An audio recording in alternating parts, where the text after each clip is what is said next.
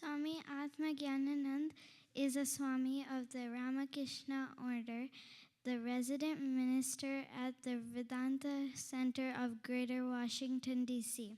He joined the Ramakrishna Order in 1981 at the Vedanta Society of Southern California. Took first vows of brahmacharya in India in 1992 and sannyas in 1996. Transferred to the Vedanta Center of Greater Washington, D.C. in 1997.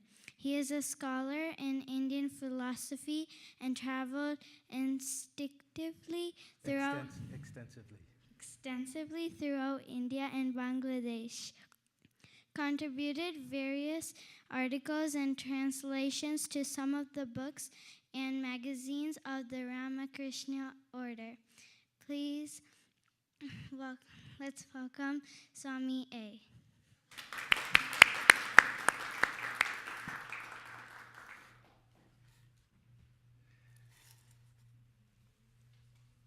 I especially requested Pavani to introduce me because she's my new best friend, number one. And number two, because what I want to say really is most appropriate for probably a 9-year-old.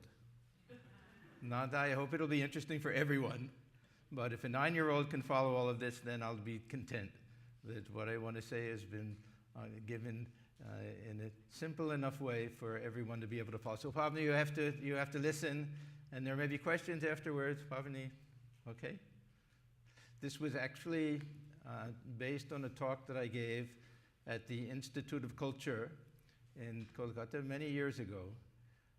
They had also some type of seminar on education and everything. So I spoke on the spiritual and educational ideals of Swami Vivekananda. Does everyone know who Swami Vivekananda was? Yes. Everyone? Yes. Okay. Anyhow, he was the chief monastic disciple of Sri Ramakrishna, who was a great saintly figure in the 19th century Bengal, and he came to the United States in 1893. There was a World Parliament of Religions. He started the first Vedanta centers in this country and wrote and gave lectures extensively, which are recorded, and many letters and poems, and he led a very dynamic life. He started our monastic order officially, formally in India at the same time. And I am especially indebted to him because it was by reading one of his books that I got interested in Vedanta. He is very commonly known in our tradition as Swamiji. So if I slip, instead of say Swami Vivekananda, I say Swamiji, you'll know I'm talking about Swami Vivekananda. Because this talk was given in India, it was geared more towards the Indian educational system, and also most of the things that Swamiji said about education had to do with India. He was very much concerned about the systems of education there, and he had a tremendous faith that most of the social ills that we see, at that time in India, of course, could be solved by education. And for education, he meant a very well-rounded type of education. And there were certain issues, especially with the women's education. Now in India, it's really remarkable. I think there are more women PhDs than men. That they're just turning them out. This education for women is a very wonderful thing now in India. During Swamiji's time, it wasn't at all. And one of his chief disciples, Sister Nivedita, he especially wanted her to go to India and start the work for the uplift of women through education. And whenever Swamiji was asked, how do we solve this problem or that problem, sometimes he's asked how to solve the women's problem. That meant that there was lack of education. The condition of women in India, of course, even now is not what it should be, but he used to say, give them education and then hands off. Let them solve their own problems. And it was the same thing with the poor and everything. Always his emphasis was on give them education. Let them have their own power and strength, and then they'll be able to solve problems on their own. So I want to speak a little bit about Swamiji's ideal of education. And I'll do a little bit of ranting because I'm not sure it's been followed the way it should be followed. We'll see that many of the ideas that Swamiji had have been implemented to a certain degree, but there's still a lot to be done. And we heard earlier this morning about cramming facts into the head and memorizing things and all of that. Swamiji had a very different view about education. So I want to talk about the role of spiritual values, particularly in education. We all know the need to teach whatever is necessary for a career in life and everything else, but that shouldn't be the beginning and end of education. And all of these other issues about separation of church and state, do we only keep religion out of schools and everything, this is also secondary. I don't mean religious teachings, spiritual ideals, which are very universal, very non-sectarian, which can easily be and should be incorporated into the whole philosophy of teaching, and for every country, even though Swamiji's emphasis was more on India, but for every country. And interesting because Swamiji had direct knowledge of Western education because, like many of them, the young men in his time in Calcutta, he went to Christian missionary schools, mostly. And so he was familiar both with the Indian system and the Western system because of that. Now, what do we mean by spiritual values? Swami Vivekananda was very clear that this distinction between secular and spiritual is something that he didn't like, something that's a little artificial, that what we call secular should be made spiritual also. There shouldn't be any aspect of life that cannot be spiritualized. So he had a very broad view of this, and we find that this is really the secret behind his teachings on karma yoga. Karma yoga, very basically, is a way to spiritualize every action of life. So if we really practice karma yoga in the sense that all of our action is a type of worship, a type of spiritual practice, then we find this distinction disappears completely. There's no such thing as secular life and spiritual life. Sister Nivedita has a very beautiful introduction to the complete works of Swami Vivekananda, where she talks about how Swamiji just obliterated these distinctions, that everything is spiritualized, everything is worship, everything is prayer. Well, I like that this morning we heard thinking is thanking, huh? That everything could be turned into, given a spiritual twist.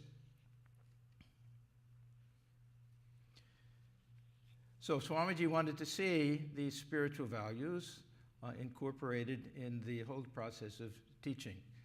There was a brother disciple of Swamiji by the name of Swami Atmajnananda, and he was the first of all the brother disciples of Swamiji to take up Swamiji's cry for performing social service work as a type of worship, to see God in others and serve them as God, and this is the highest type of worship. Swamiji had this beautiful concept that why go to worship God anywhere else? God dwells within all human beings. Worship of them is the highest worship. How do we worship children? We educate them. Not that we stand before with folded hands, we do it through service. So the Swami Atmajnananda, he had a very nice way of explaining his views on education, which of course are exactly in tune with Swami Vivekananda. He used to talk about the 3 H's. We have the 3 R's, which always surprise me because only one begins with an R. Reading, writing, and arithmetic. Huh? Anybody old enough to remember the 3 R's? Yeah, only reading begins with an R, but anyhow, he had the 3 H's. So he said that education had to include head, heart, and hand.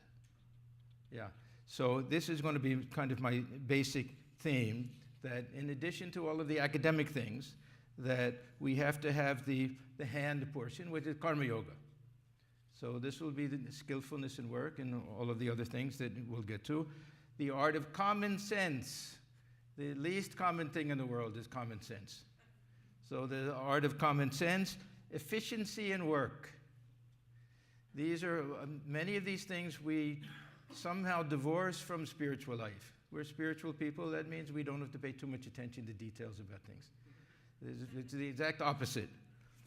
Personal responsibility for action, detachment, renunciation of the fruits of action, perfect unselfishness. Then, Pavni, the end and the beginning, what is it? Begin with the end in mind. Okay, I'll get to that before we do any action. So these are all parts of the Karma Yoga portion. This will be part of the hand. Then the head part. We have two different portions here. One is we have to learn how to discriminate between the real and the unreal. Now we have this concept, the real and the unreal, highly philosophical sense and a very practical sense. I'm not interested in the highly philosophical sense. Real and unreal means what's important in life and what's not important, or what's more important and what's less important. We have a very nice distinction in the Kathopanishad between Shreyas and Preyas, what will lead us to some high spiritual attainment and what will give us some temporary enjoyment in life. Temporary enjoyment in life is not a bad thing, but it's not the ultimate goal of life. And if we want this life to be something valuable and useful, then we have to be able to discriminate between something which will be some immediate type of enjoyment or pleasure, but won't be very beneficial to us or anybody else in the future. So this type of discrimination has to be there. And second part of the head is concentration. Swamiji was very, very particular that we have to develop the powers of concentration, far more than the ability to just memorize facts and things, but to be able to focus the mind. Then with the final portion will be the heart, that real education means we have to be able to identify with other people, to love others, to feel oneness with others, to be able to live our lives as an offering to other people.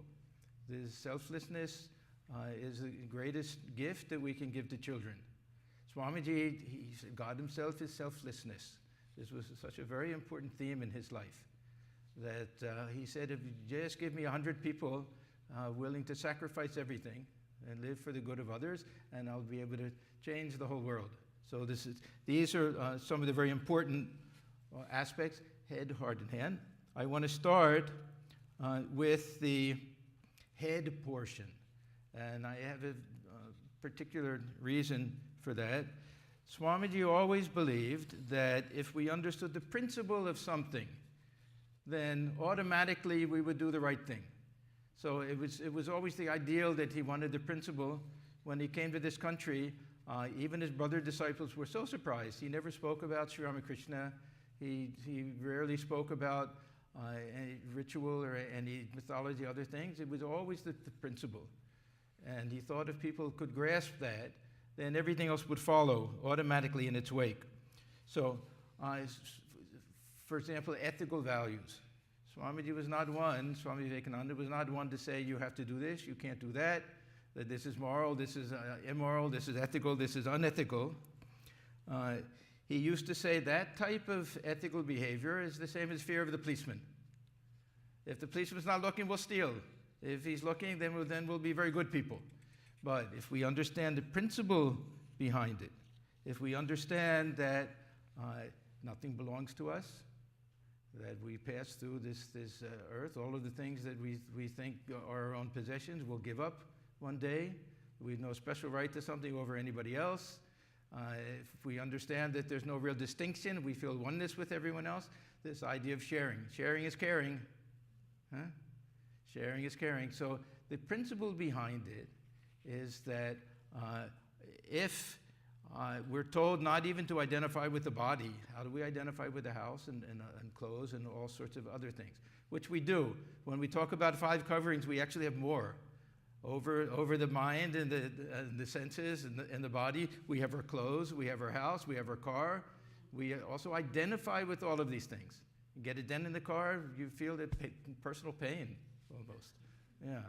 So if we understand the principle behind all of these things, our oneness with all others, then this need to hoard things and this selfishness, all of these things, these automatically will disappear. So this is why this head portion is very important. Now, we heard a lot this morning about these highest truths of Vedanta, about the real nature of the self, that the self, individual soul and the Supreme Soul are not different, not two separate things.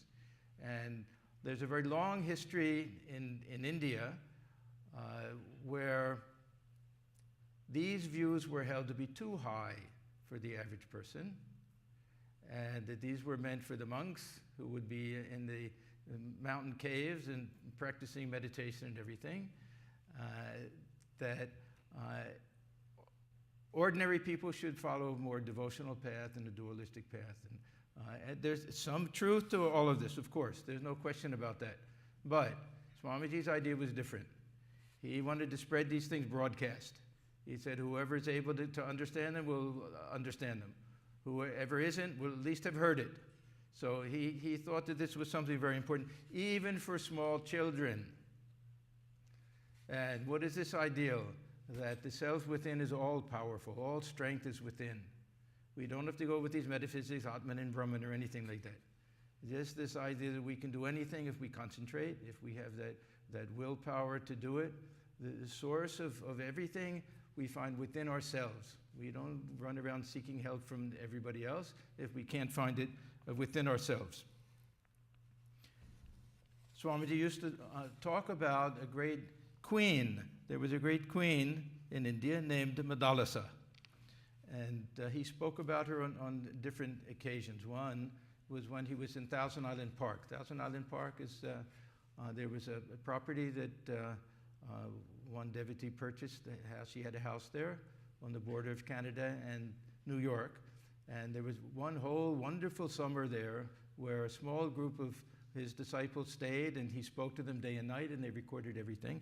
So he talked about this Queen Madalasa, and she had 4 sons, and when they were young, she would rock them in the cradle, and instead of singing some nursery rhymes, she would sing to them, Tattvamasi, Tattvamasi, Tattvamasi, Niranjanastvam, you are the pure one, you are that, with each one of them. And the result was that when they grew up, the first 3, each one of them renounced the world because they had no attachment to anything. They became monks, and they left, and a 4th son was born. So the king said, enough of this. We need somebody to take over the kingdom eventually. Yeah. So she didn't say anything to this one, but she gave him a piece of paper that he could look at when he grew up, when he was older. And the paper said, God alone is true, all else is false. The soul never kills or is killed. Live alone or in the company of holy ones. And he also renounced the world and became a monk. So Swamiji writes, this is another instance where he talks about this Queen Madalasa, a lecture on Vedanta and its application to Indian life. People get disgusted many times at my preaching Advaitism.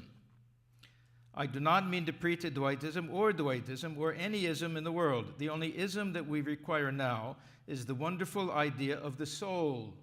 Now, we keep thinking soul is inactive, absolute, pure consciousness.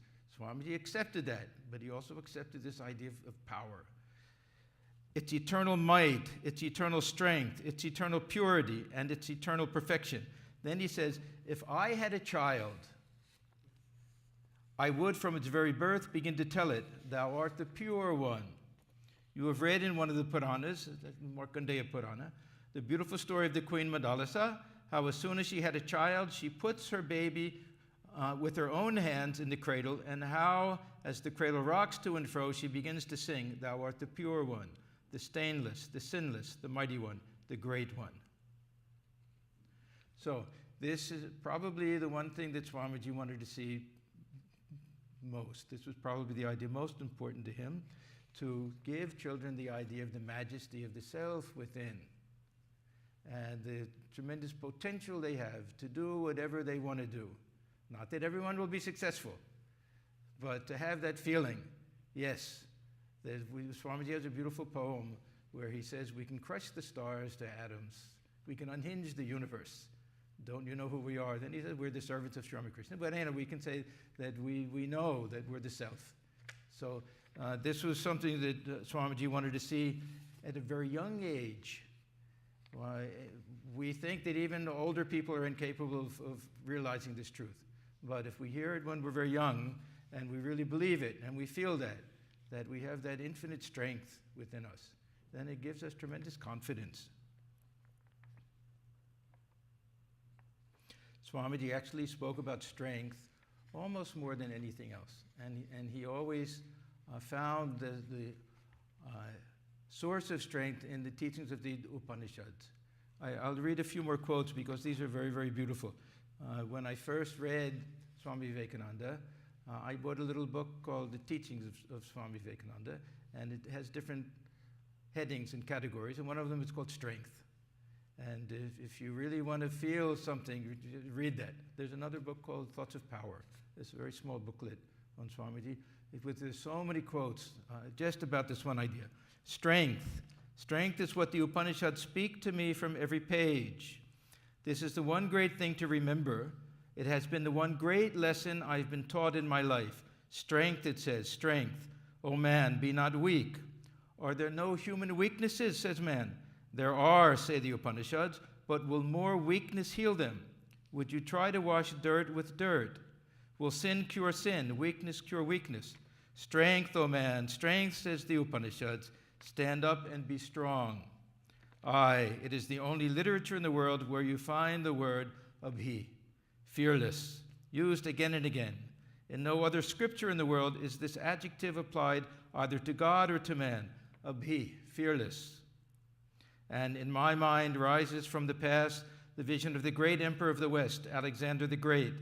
And I see, as it were in a picture, the great monarch standing on the bank of the Indus, talking to one of our sannyasins in the forest. The old man he was talking to, perhaps, naked, stark naked, sitting upon a block of stone, and the emperor, astonished at his wisdom, tempting him with gold and honor to come over to Greece. And the man smiled at his gold and smiles at his temptations and refuses. And then the emperor, standing on his authority, as an emperor says, I will kill you if you do not come. And the man burst into a laugh and says, you never told such a falsehood in your life as you tell just now. Who can kill me? Me you kill. Emperor of the material world. Never, for I am spirit, unborn and undecaying. Never was I born and never do I die. I am the infinite, the omnipresent, the omniscient, and you kill me, child that you are. That is strength. So Swamiji, I have more quotes here, but you get the idea. This was such a very strong thing for him.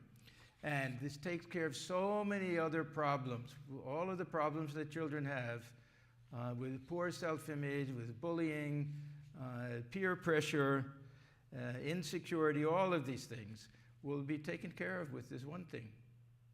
If we feel that divine presence within, we feel that strength within. So tremendously important. So this is the first part of head. The second part that Swamiji spoke about very often was this idea of cultivating the powers of the mind, the powers of concentration.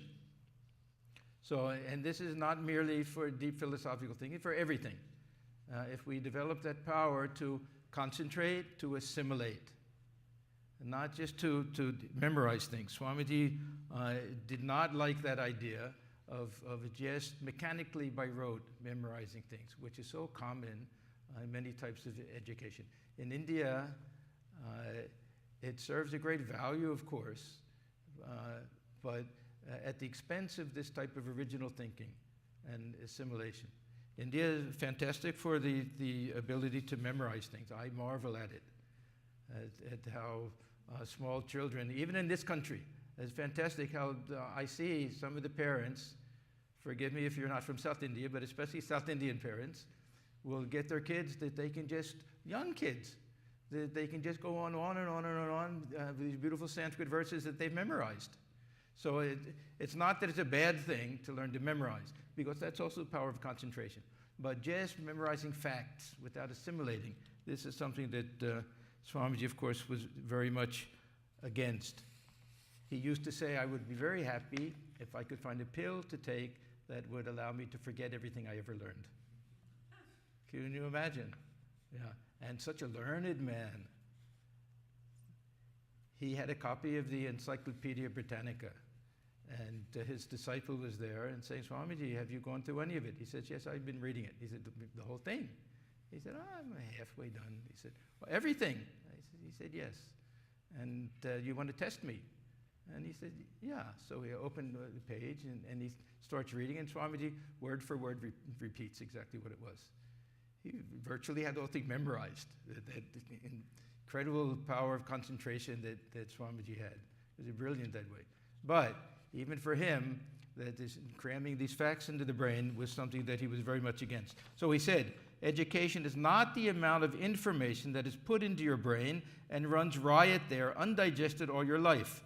We must have life-building, man-making. Man-making, don't think men, women. Women also need, it just means strength. In those days, you could get away with saying man instead of woman. But there's nothing, no distinction meant there. It just means this very strong type of thing. Life-building, man-making character, character-making assimilation of ideas. So he wanted children to get this power of concentration and assimilation. Then whatever they turned their mind to, they would be able to be successful. Whatever field appealed to them. So these two things go together. These are both the head sense of the majesty and divinity of the soul, of the self within, and a refined intellect and power of concentration. Now, the hand portion is Karma Yoga section.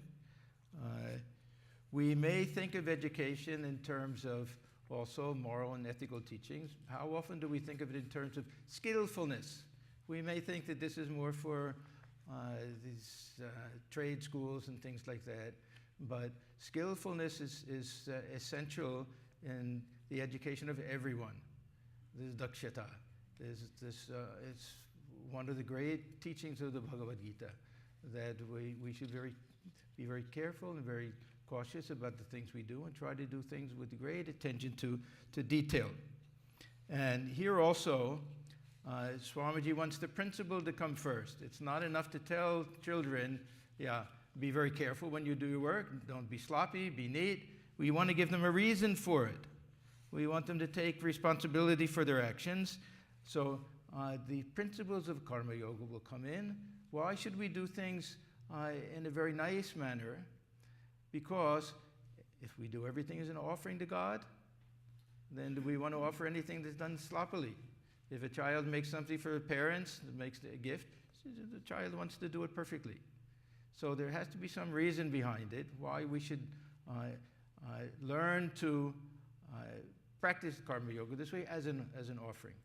Now, concentration of mind also goes into this Karma Yoga, because we have to, and they work together, that if we can concentrate on the action that we do, we can concentrate on anything else. It's the same mind, one and the same mind, that we concentrate while reading a book, we concentrate while cleaning the dishes, that we use that same mind when we clean utensils in the temple, and there's no reason why we shouldn't have the same feeling of sacredness when we're washing the dishes as when we're cleaning the utensils in the shrine, or doing anything, changing a tire, whatever it is that we do. So this is that Karma Yoga principle behind that. So the dedicated action will be one of the great principles and one of the great teachings, of course, of the Bhagavad Gita.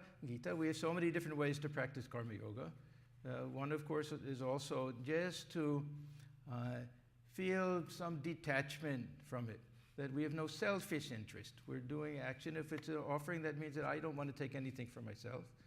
Then we can also feel that I'm the witness, I'm the observer, I'm watching the hands act, I'm watching the mind direct them.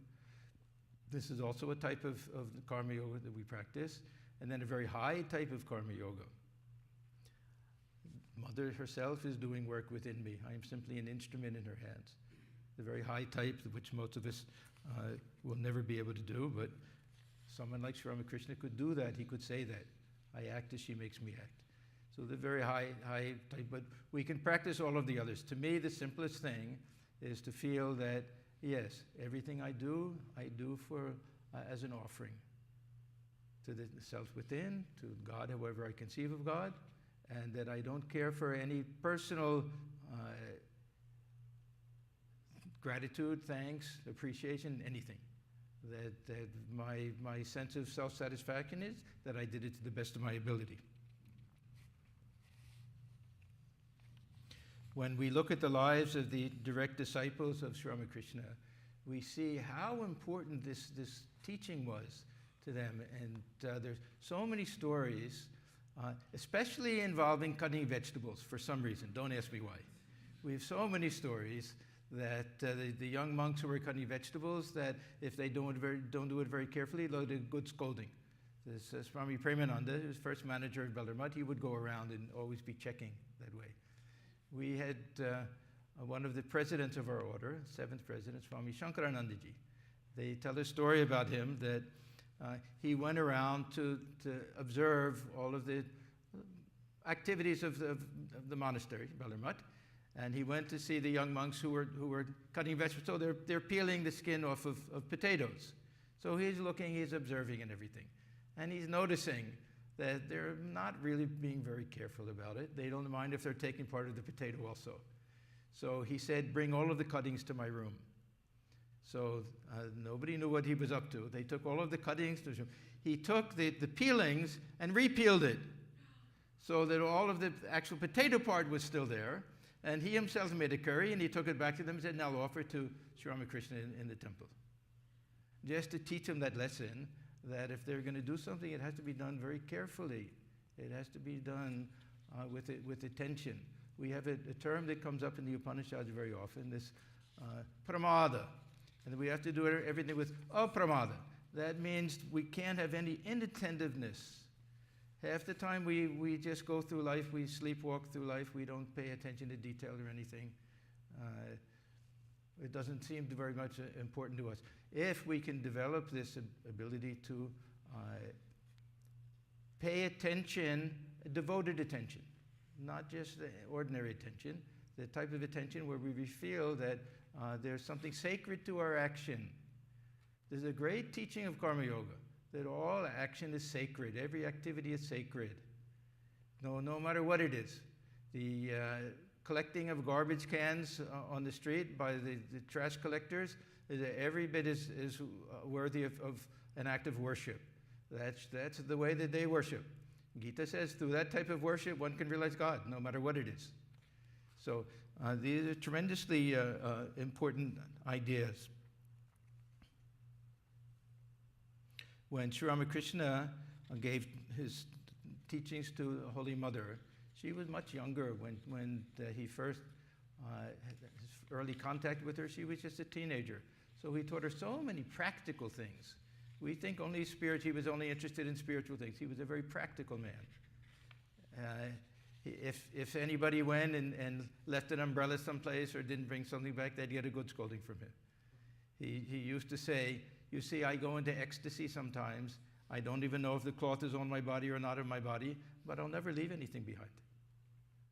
And then he gave the Holy Mother so many teachings. If you leave a room, be the last one to leave to make sure nobody left something there. He would tell them, if you take something, put it back exactly where you took it from. There's Hari, later Swami Turiyananda. He once borrowed Thakur's knife. They had a picnic in the Panchavati, and then afterwards he went back. Thakur said, did you put my knife back? He said, yes. He said, where did you put it? I put it on the shelf. Did you get it from the shelf? I got it from your bed. Well, you got it from my bed, you put it on the shelf? What if I need it, I don't know where it is? Well, always put something back exactly where you took it from. Very practical teachings. And the Holy Mother, he said, always adjust. Wherever you are, whatever the time, the situation is, you have to learn to adjust to that. So he was a very, very practical person. This same Swami Shankaranandaji, he also made a very beautiful statement. He was addressing one of our educational institutions and talking to the graduating students. And somebody asked him, Maharaj, can you give us just one teaching that will be helpful for us for the rest of our lives? And he said, yes. He said, never do anything without thinking first. What are the ramifications? Who will be affected by it? We do things we don't even think. This is, what is it again? The end? Think of the end at the beginning? Yeah. Huh? Begin with the end. Huh? In mind. Begin with the end in mind. So there's such a simple thing that how many times we do things and we don't even stop to think, how will it affect anybody else? How will it affect us in the future? So just to teach children, for him he said, if we do that, we'll feel we're successful. If we've taught them to think very clearly before they do anything, don't do anything before they've really examined it. See all the ramifications of everything. Okay, we're now up to the heart section, which probably is the most important. If children grow up and they have this great confidence in themselves, they have this great concentration of mind, they've learned to be skillful in action, they pay attention to everything, but they have no heart. They don't feel for people. And then the education is not complete. So this was a very important aspect of Swamiji's idea and concept of what a full and complete education would be. This idea of compassion for others is a very misunderstood concept we have in Vedanta, especially with Sri Ramakrishna. Very often people read and they see Sri Ramakrishna telling others, don't get too involved in service to other people, realize God and all of that. Actually, Sri Ramakrishna is the one who taught this idea that compassion to living beings is too low. It's not that it's a bad idea, but it's not high enough an ideal. Compassion means that we feel we're better than other people. We look down upon them. There's this idea of pity, this idea of self-service. It should be based on love and this fellow feeling for others. And we should understand that we ourselves benefit greater if we do things without any selfish motive. So this idea of serving others with gratitude, it's a very beautiful concept. Swamiji said, let the giver bow down before the receiver. Let the receiver stand and receive. Let the giver bow down in gratitude for the opportunity to serve. Because serving others is worship of God. This is all of our social activities, social service activities in the Ramakrishna Mission are based on this one idea.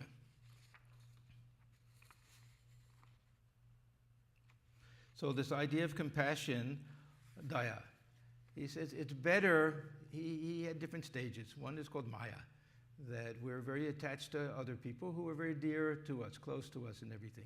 Nothing wrong with it, but it's restricted and limited. Then we get this idea of daya, that same love we feel for our near and dear ones, we feel for everybody. So this is a much higher ideal, but even this daya, this compassion, this has to give way to these higher ideals. Seva, then we go to service. We have the gratitude for serving others. Then it becomes puja, it becomes a worship. So step by step, we lead ourselves to this very high ideal that the unselfish life is really the greatest type of life. I've never seen a selfish person who was happy, to be perfectly honest. And we see some of these people who are perfectly selfish never think about themselves. They have a certain freedom, a tremendous thing. What was Swamiji's great statement? They alone live who live for others. The rest are more dead than alive.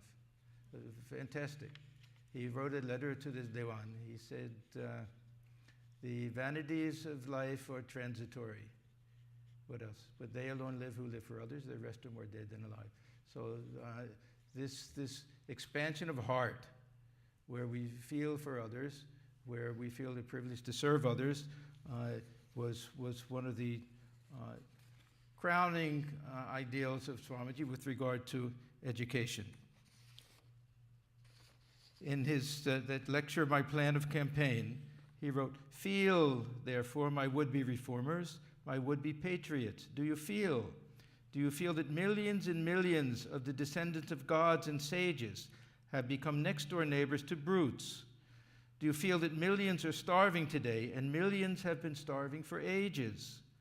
Do you feel that ignorance has come over the land as a dark cloud? Does it make you restless? Does it make you sleepless? Has it gone into your heart, coursing through your veins, becoming consonant with your heartbeats? Has it made you almost mad? Are you seized with that one idea of the misery of ruin? And have you forgotten all about your name, your fame, your wives, your husbands, your children, your property, even your own bodies? Have you done that? That is the first step to becoming a patriot, the very first step.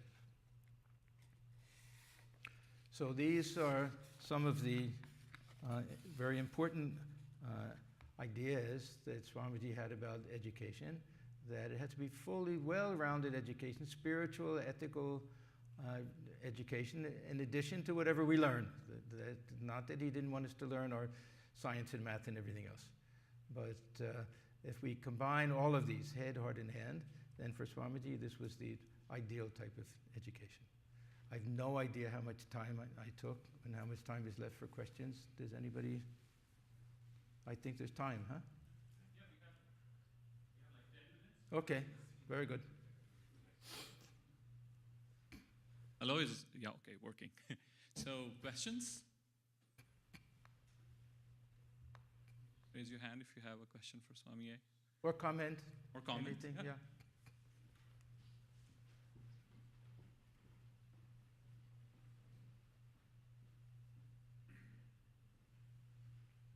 Hi, I have a question about what you were talking about, the importance of thinking before you act. And sometimes I've found that it can be, not just in myself, but also in other people. I was having a conversation with someone about this last night, about overthinking to the point where it leads to inaction, where you think too much about the consequences and the ripple effect. And I was wondering, what is the solution to that? Is it practicing non-attachment, the whole Gita essence of remember me and fight, where you have to act? How do you address this question of you don't want to overthink, but at the same time you want to be conscientious of what you do, but either extreme, I think it seems like is not good.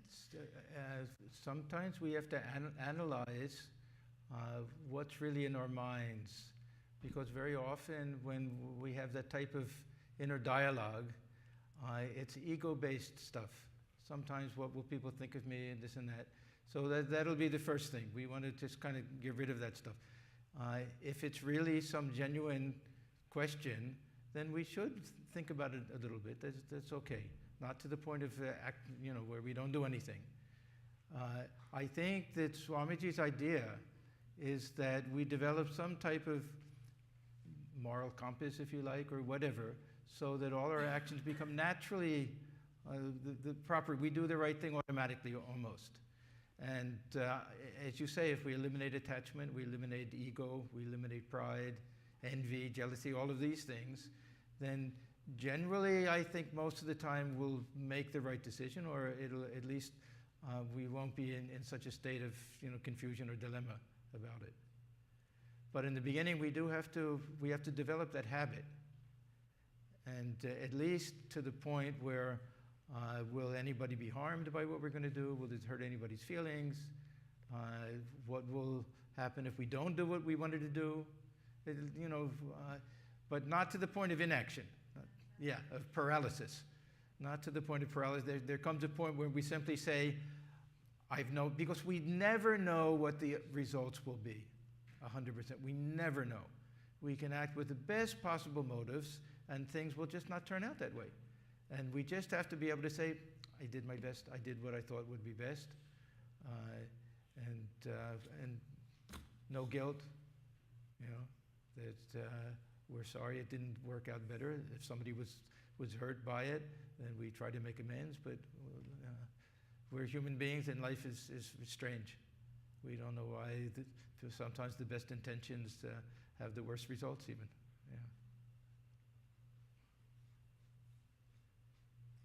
Uh-oh, we have a question. We have a question over here. This young lady in the green sweater. You go back. Oh, one there first. Okay, sorry. First of all, thank you for this beautiful lecture. You mentioned about the power of concentration and the Atma or the soul, which is being the ultimate, and not to get identified yourself with the body or the mind. What practical physical steps can I do today that can lead me to this power of concentration, or that can help me detach myself with the body or mind? Is it pratyahar, dharana, or pranayama, or what can we do today to get this thing? We have two pieces of advice that are very generally given. A very famous verse from Bhagavad Gita that talks about two things, abhyasa and vairagya. Now, this abhyasa yoga, this idea that we develop a habit. We do things over and over again. We find the mind is restless, the mind is wandering, that we try to just increase this power of concentration through our own self-effort. And the sad fact is that our ability to do that is very limited. And this is why this vairagya comes in, that we find that we have to get to the root cause of why the mind is wandering, what is pulling it away.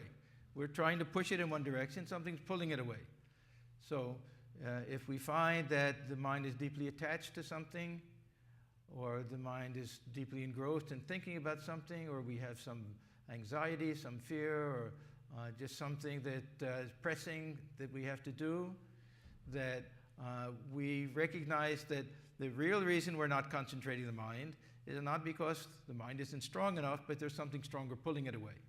Now, Sri Ramakrishna goes one step further.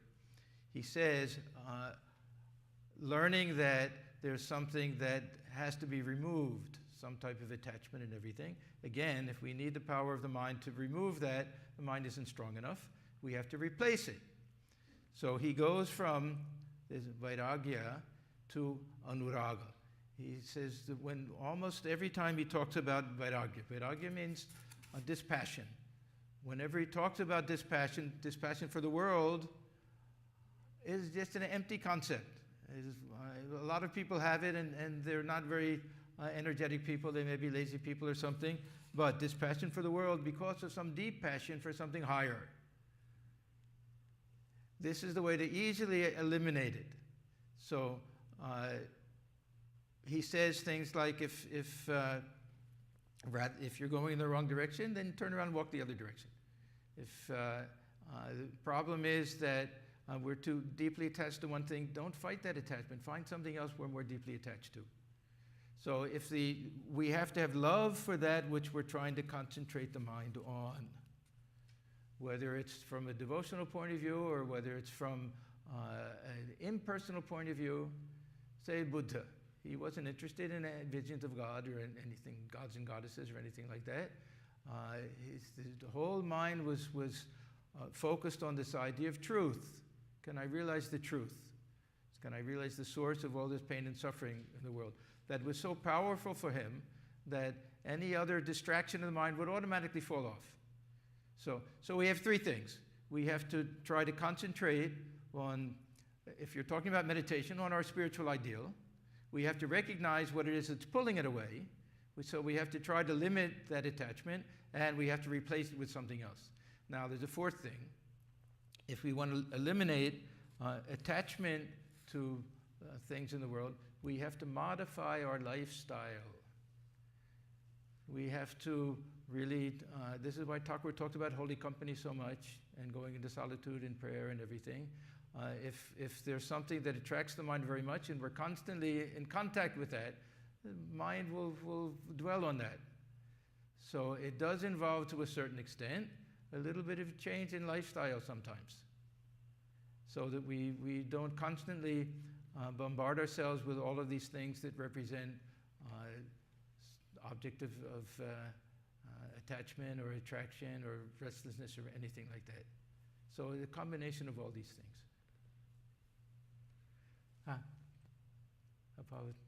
Pavni? Yeah. So how can you remove ego and envy and that sort of stuff? Oh, this is a very good question. Now, Sri Ramakrishna says that, first of all, what do we mean by ego? What do you mean by ego? Okay, if we mean pride, sometimes we use this word ego in two different senses. Ahankara. Sometimes it means pride. Pride is not a good thing. There are lots of ways to eliminate pride. We look around and we see there's so many people better than us in so many other ways. We find that it doesn't make us happy, it doesn't make anybody else happy. But if we mean ego, the sense of I, there's no getting rid of the sense of I.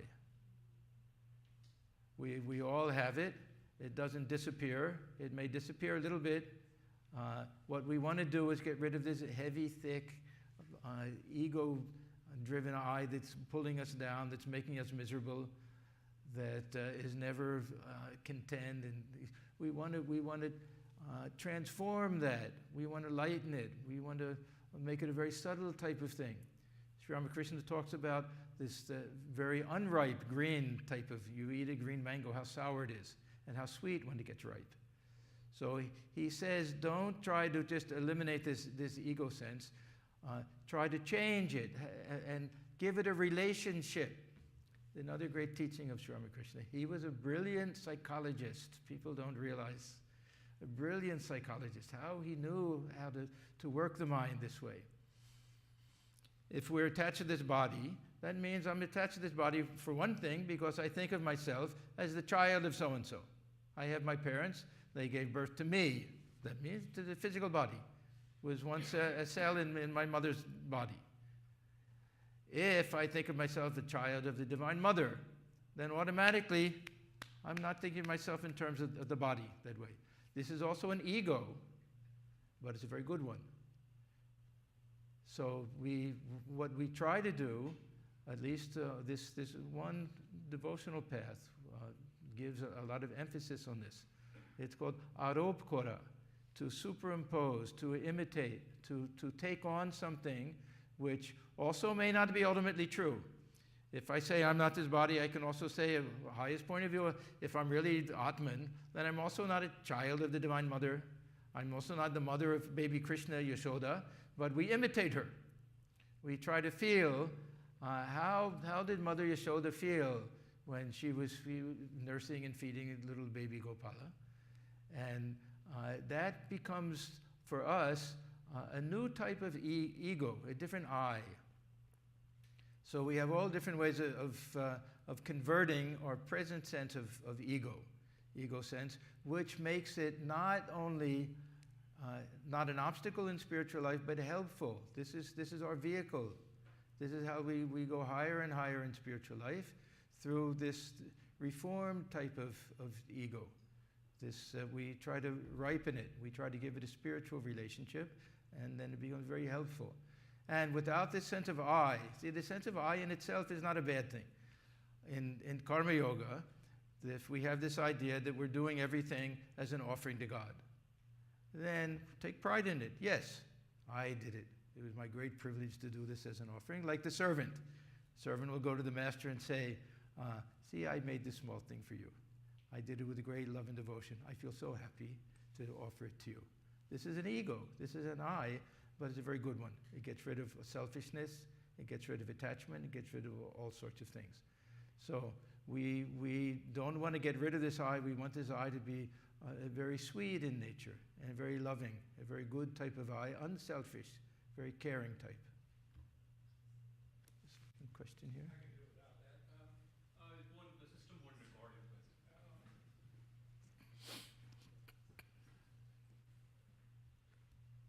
This is a follow-up on that. The more your heart is opened, the more you love and celebrate the other as yourself. And this is a dissipation of ego as well. Myself, in order to know you, it's out of the way so that I see you as directly and unabstractedly as I possibly can at that given moment. So getting myself out of the way, I know you better. That's a way. That's another way. Thank you. All right, it is 3 o'clock, so rest of the questions maybe Swamiji you can answer later when the session is done. I'm sure there are more questions, but we'll move on. I'll make just one quick comment. Something that you said actually connects to maybe a theme that will reappear in Kantaro's talk, which is the tremendous amount of influence that technology has these days on people's life. And I remember this exchange, as when you were saying about responsibilities and thinking about what happens, I remember this talk that Professor Yuval Noah Harari, who's written 3 bestsellers, Sapiens, Homo Deus, and 21 Lessons for the 21st Century, he was at Google, And I think a Googler asked him, what is one thing you want us to remember from all this? And what he said was technology makers should think about not just one scenario, 4 or 5 possible scenarios in which your technology might be impacting people. So maybe that will connect well with Kentaro's theme also. Now let me just take a second to thank all of the organizers of this event. Thank all of you for coming, and it was a very nice occasion for me. So